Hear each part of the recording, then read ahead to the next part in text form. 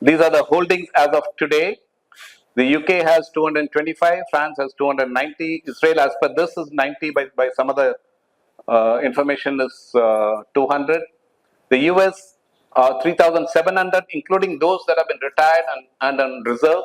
Similarly, Russia is 4,299, North Korea is 50, and China is 600, as I said this. Okay, now what about India and Pakistan?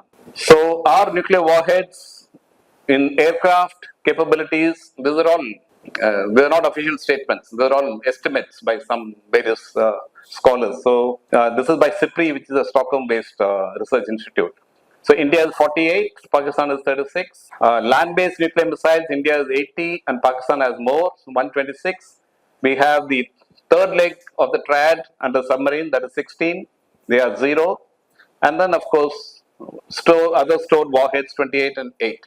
We follow a strategy of what is known as the recessed strategy. Recessed is you never keep any nuclear warhead ready to be launched next minute. They're all separated out. So only when there is a very clear direction, command and control mechanism that comes in, they are put together. And they're all distributed very intelligently to have the least chance of anyone interfering with it. Okay. Okay, now the rivalry is all about, how each country has pursued from research to partnerships to alliances, and for a variety of reasons why each one goes along in a certain path. Very obvious reasons, we went through the triad route, so we want all three legs. Pakistan, for their limitation, they're heavily dependent on China, and because of the first use policy, they're also focused on tactical nuclear weapons, which we haven't at least officially announced that part. But Pakistan, there's something called nuclear strategic signaling. You keep giving out statements to send a message and a signal to the other side that this is the capability I've got and don't push beyond this line.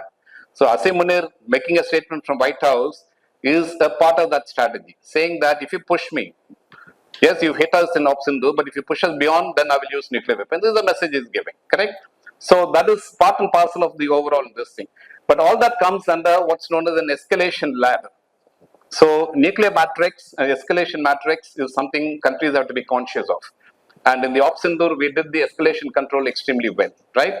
The other part is to bring peace is the confidence building measures and other issues.